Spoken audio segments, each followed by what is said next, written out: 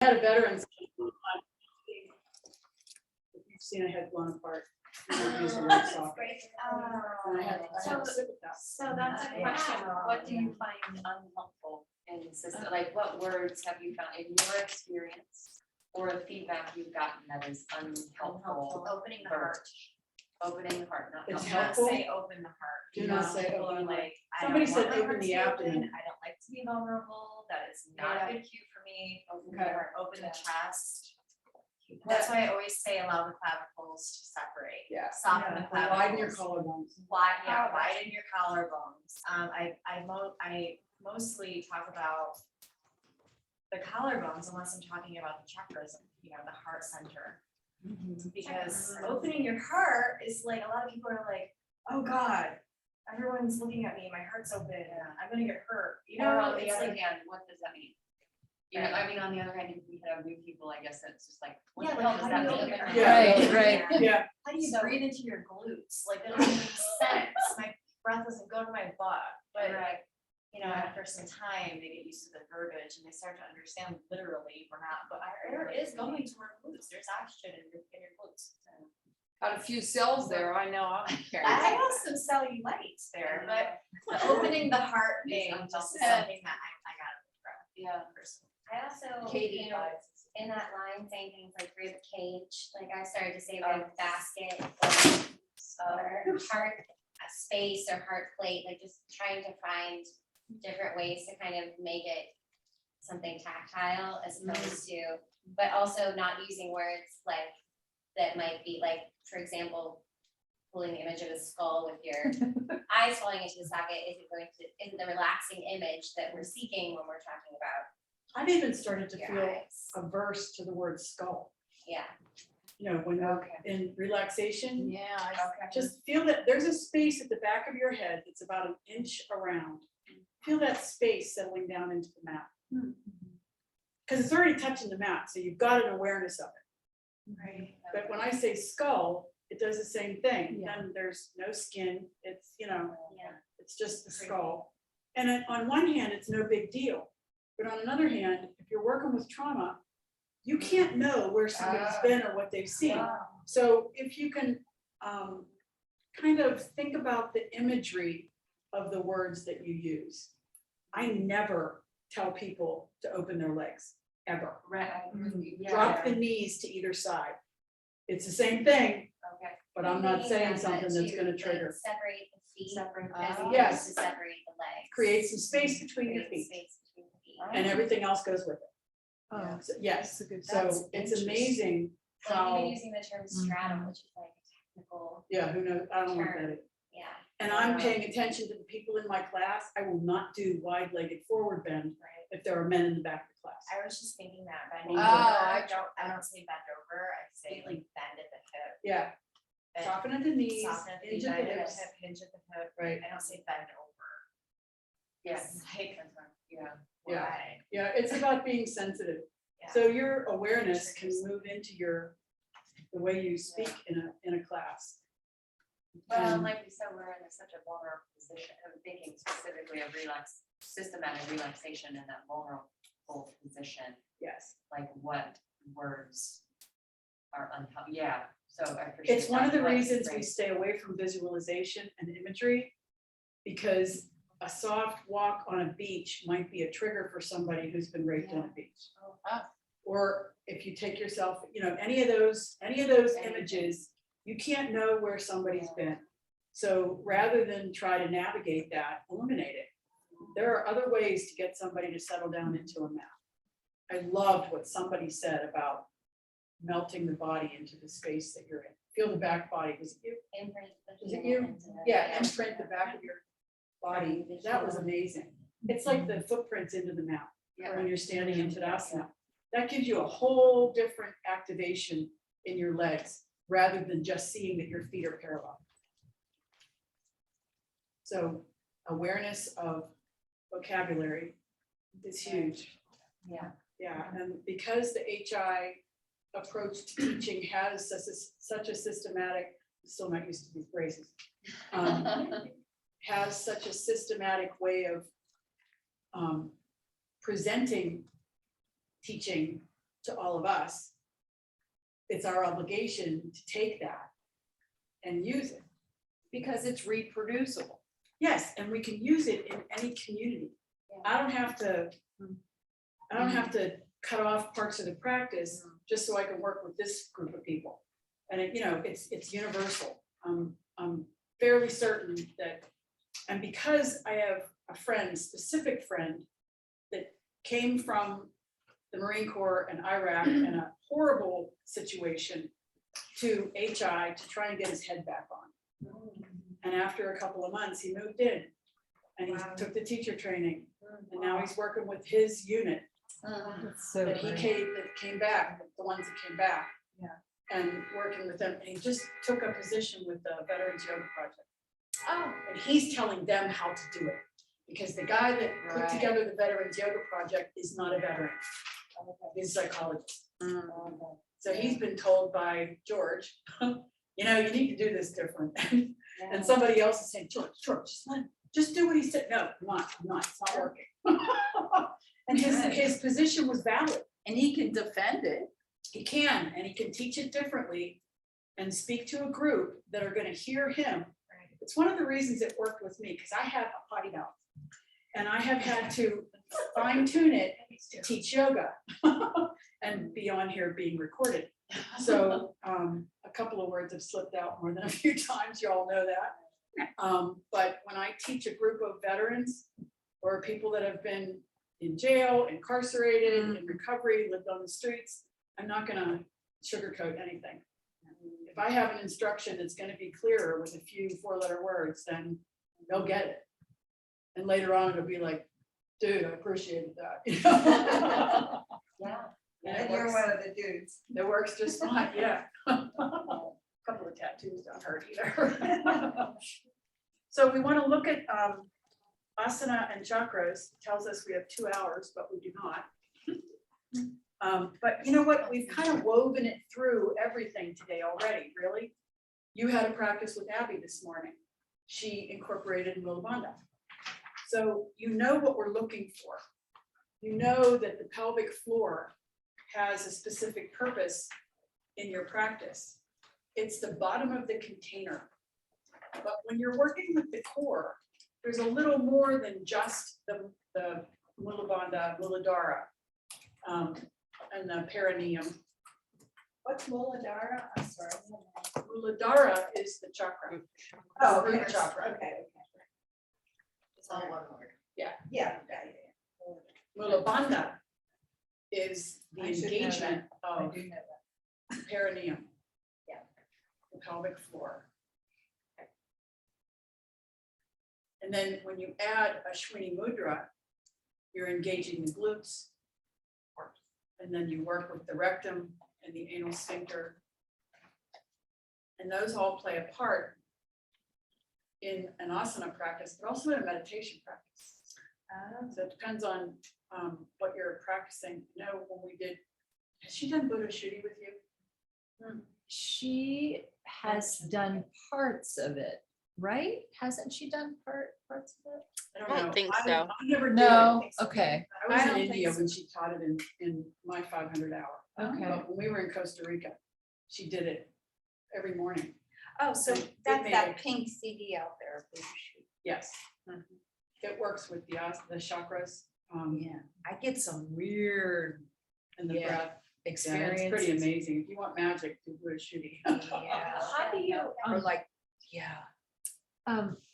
so about trauma, how do you, do you need to modify any of your language when you're talking about Ashwini Mudra? I mean, are those kinds of triggering things as No, well? When I you're don't working? think so. Okay, okay, It's anatomy, yeah. and for me, parts is parts. Yeah. Because I have a physical therapy background Mhm. and had to work with people, I'm not, I don't want to say this. The more factual you are Mhm. about what you're instructing, the easier it is for people to go there. Yeah, There's Okay. this thing right now where I guess it's sex education in elementary schools or something. They're trying to educate people to stay away from fancy words or cutesy words for Mhm. body parts and use just the anatomy terms. It just makes it a whole lot easier to grasp, because if one Mhm. family uses this little cutesy word and then they go to, somebody uses it they're in the playground and there's a giggle and half of the kids don't have any idea what the giggle's about because they didn't learn that little cutesy word. But teaching Muladhara, Mulabandha has kind of been easy for me because of that. Mhm. The anatomy of it is, it's where the genitals are, so you can't get around that. Right.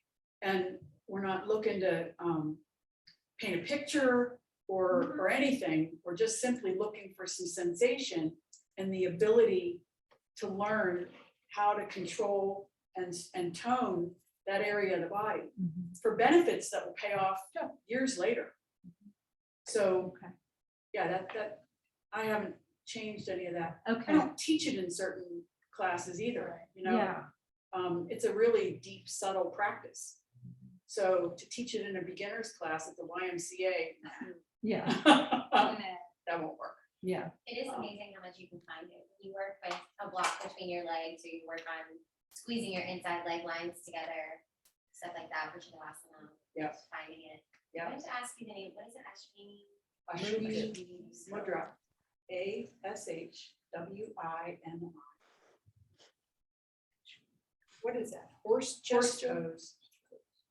Seriously? Like, where did that, and it's not a bandha, it's a They have mudra. tight ends, There you go. Mhm. you know, big high quarters. Right, usually when. And that's where all their pounders roll. Yeah. It's like a good But this soccer is- player. Mudra? What is it, it's called, is it Ashwini bandha? Ashwini Mudra. Let me have it. You're right. I know, Mudra that usually is means confusing. Hand It is- position. it Yeah, is it is confusing. confusing. Because I'd actually not encountered that term until HI. What? And I knew about that block, but I hadn't heard that term. And then because it uses mudra, I was like, oh. That is a great question. It is a great question. Ask it, Kate. It's a It's a position. mudra. Position. I'm Yeah. sure mudra has more than one. Great. Oh, yeah, there's or more than lots. one intention. But it's the anal lock, right? Yeah. Yeah. So we have a couple of minutes. Do y'all have a block? Yeah. Find your way onto your back.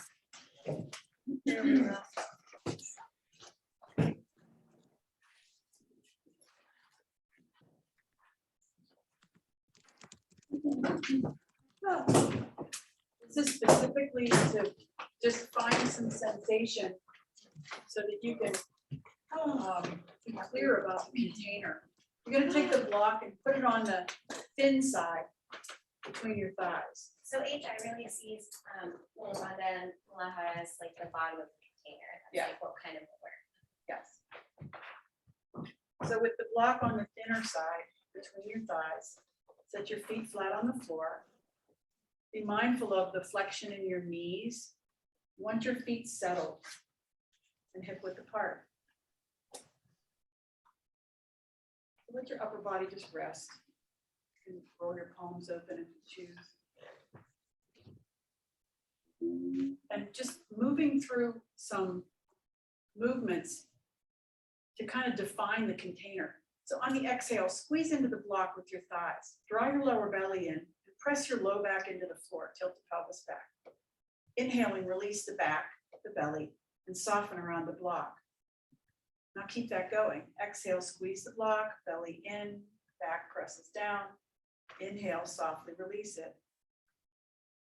And do that 3 more times.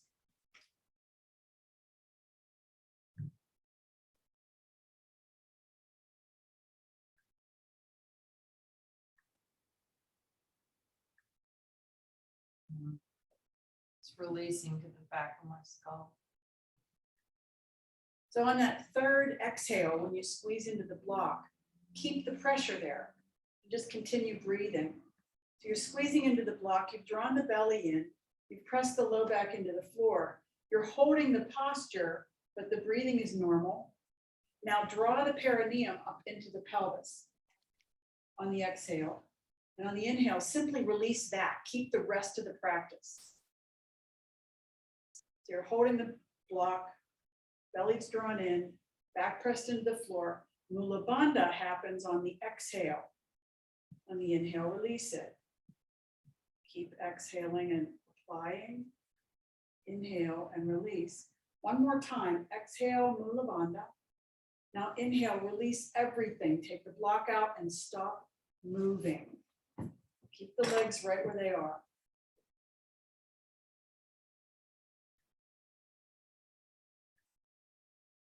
Can you feel prana?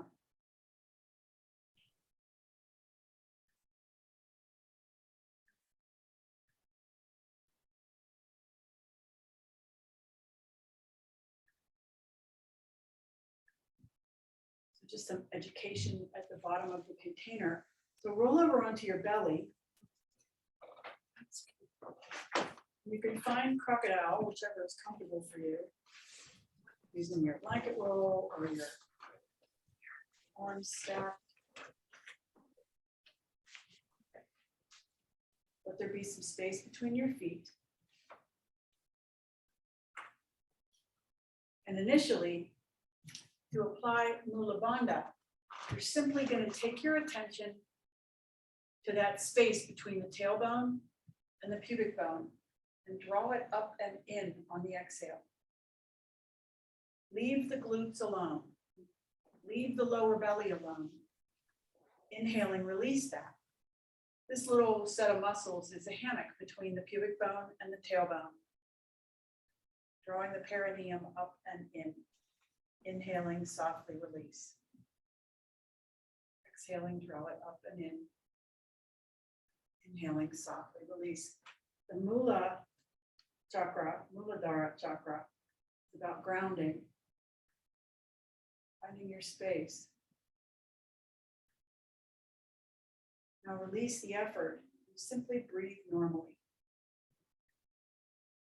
Let go of any engagement. Allow the glutes to be soft. Feel the breath in the diaphragm and the belly.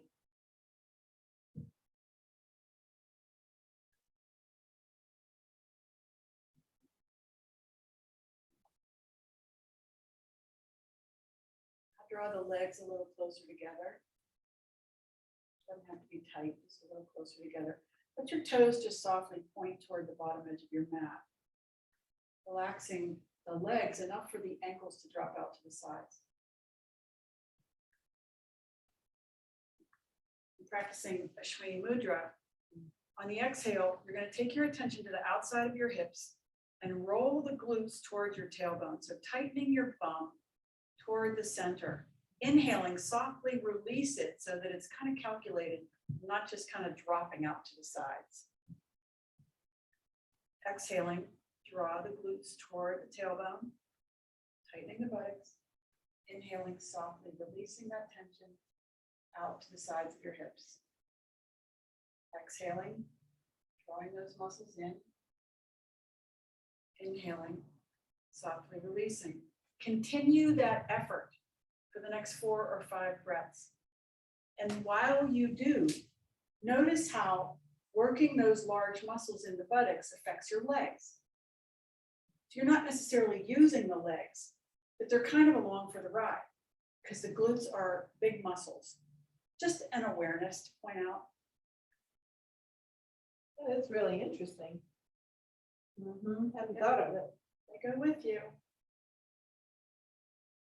So the next time you draw the muscles toward the tailbone, apply the deeper part of the practice by drawing the rectum up and in and closing off that anal sphincter as if you're trying to stop any gas. And then softly release the anal sphincter, the rectum, and the muscles in the buttocks. Exhaling, draw the muscles in towards center, pull the rectum up and in. We're not applying Mula Bandha. This is simply with the rectum and the buttocks. Inhaling and release it. Just give yourself 2 more of those.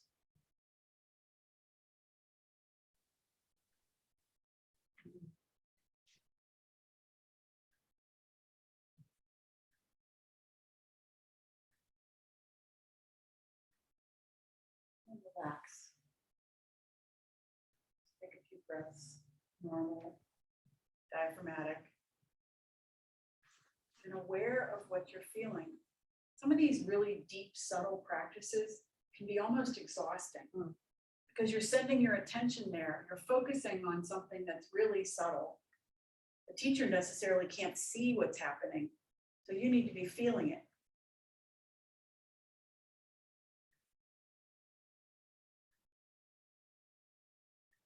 Go ahead and press yourself back to child's pose. It's very hard not to do Muladhara. Yeah. Yes, it is. But it's a different set of Probably muscles. something you have to learn how not to do. So if you press yourself back to child's pose, let your low back relax. Feel the breath flow in the belly. See if you don't notice just a little bit more energy from the little tiny practice that you just did with that bottom of the container.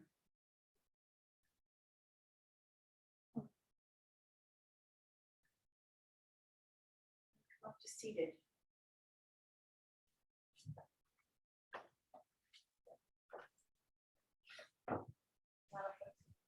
I'm sorry? I said that was a lot of work. It is a lot of work. Earlier, And I actually do feel, I think my stomach go crazy. What Does happens? anyone else's stomach like bubbles Churning? and churning and noises? miraculously, no, it usually is. Things were shifting around in my lower, that's never happened before. Maybe because you recently ate something. It was way down low. Oh. It was down here, I don't know, yes. Oh, And then you're doing, it was when I was pulling in and then I was. Thanks, having Nikki. glutes And I'm releasing and releasing. as soon as Ah. I I'm got just like- like- It's the most Bravo. amazing practice for incontinence, for after pregnancy, Yeah. for, I just find it amazing. Nikki commented that mudra means seal. Ashwini mudra is a seal. Okay. Yeah. SEAL, Yeah. sealing it off. Your butts. Okay, Thank so- you. Thanks, Nikki. Because we usually think of mudra as your hand position. Thinking of This is the locked box, or right. seal. And, Now, the our trick hands is are locked. teaching men Right, right. Muladhara, Muladhara. Because the space for them is behind the scrotum. And Right. so to just speak that, say it out loud, it's anatomy, Yeah. they know where it is. It's all over. Yeah. The rest of it, you can just keep intending to apply Mula Bandha. Once you establish where it is in the body, then the mind comes along and the practice becomes something that people can attain. Make sense?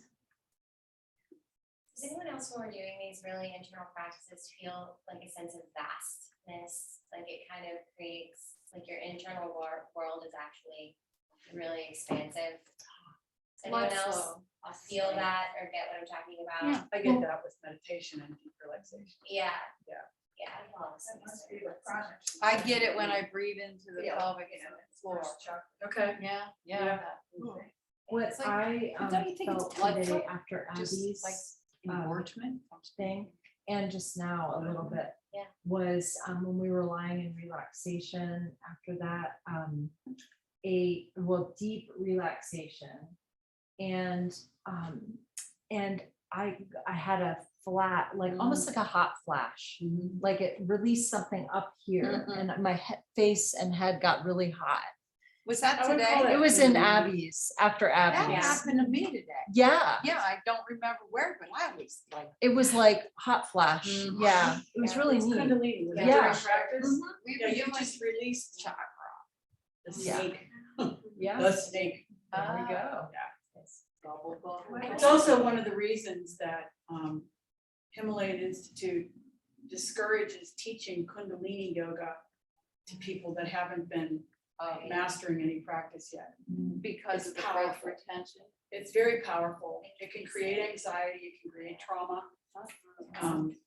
And it, that's not necessarily talked about, but just if you start at the beginning and move through things a step at a time, it's like trying to, if you ever walk into a weekend where people work together and you're in the middle of it and they've all been together for 24 hours already and you just don't seem to fit.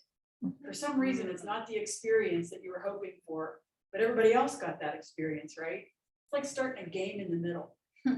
To try and teach something that's not mastered yet.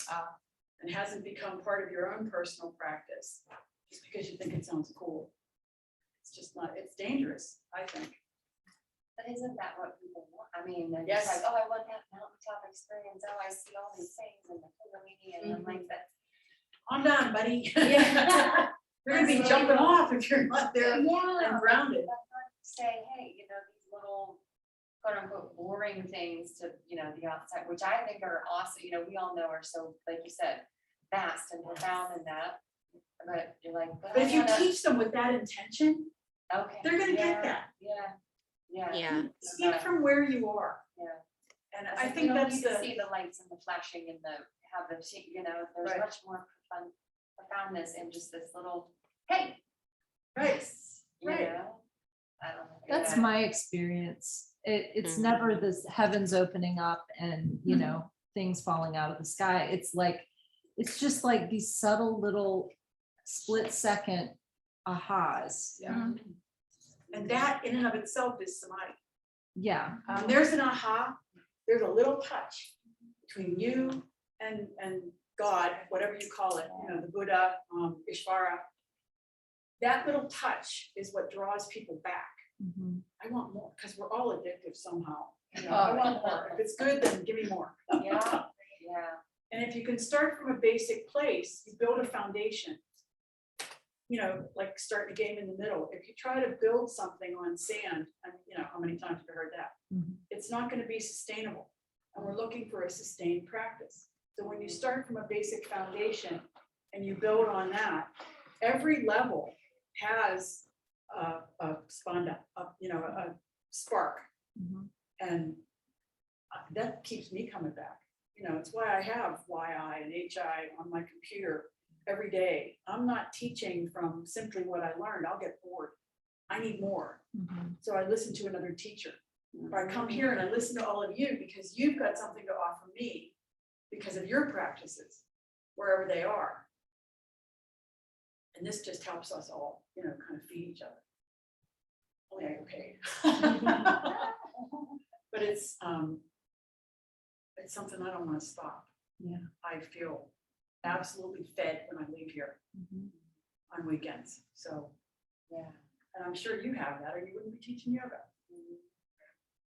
We talked a lot about this weekend, practicing what you, or teaching what you practice. Mm-hmm. That just seems to be coming up again right now, you know, when we're practicing it ourselves, like you were just saying to Erica, like that's what you're offering with your intention, the vastness that you're finding in your own practice. You're gonna be able to create that space for your student because you have been able to find it, so you're speaking from your own practice. It's nice, It makes a huge difference. yeah. It's the authenticity that we were talking about before. People respond to that.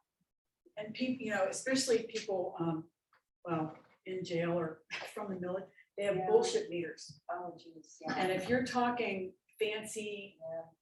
flowery visualizations, you're gonna lose a lot of people that are serious about wanting to learn yoga. Mhm. And yoga can change your life. I mean, you said it, really. People go through life changes and they lean into yoga because it gives them some sense of grounding. So I think your shaman would be very pleased with us. Too. I wish she was in New York, she should come and she's something else.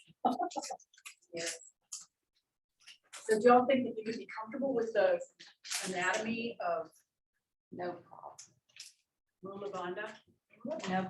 Can you repeat like the, because I can do, like I already mentioned, like you're trying to block off the flow of urine with the, so in the male anatomy, how do you, what's the verbiage? Same thing, Oh, I'm Is sure. that the same? Oh, Well, you is- want to draw up behind the scrotum. They know where Okay. that muscle is. Okay. I mean, they've drawn in. Yep. They've had somebody throw a softball at them. Yeah, okay. And so there's Muladhara. Okay. You know, don't hit me, and then there's the crossing the legs and please, you know. It's No, right, thank it's right under the prostate gland too, so they gotta draw in to perform. Isn't that? I don't know enough That's how about it. I've heard our Kate, somebody told us in 200. Maybe, okay. No, thank you for that, just that clear and concise, because I don't know. They Yeah. know. Yeah. Yeah, I don't have it They either. know. It's just like, I don't know, it feels like a beat, but. So for women, you would say, stop also? Yeah, and that's a really basic, That's really. because there's a sphincter in the vagina as well as in the anal Right. rectum. And it's much more subtle to get to, Mhm. but the more you practice, the more you'll find it. Mhm. Yeah. It's, Stopping. Yeah. Okay, snap the butt. The other thing. yeah. Yeah. I think if I'm And if doing you it see in the anatomy of it, Mhm. Yeah, I'm aware of the anatomy of this. You get that little kind of sparkle sits in your down. eyes.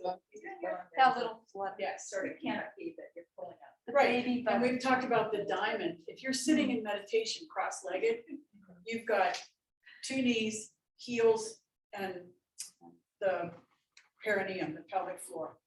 So that's your diamond, but inside the pelvic floor, you've got the sit bones, the tailbone, and the pubic bone, and you want to draw up in the center of that. Right. Okay.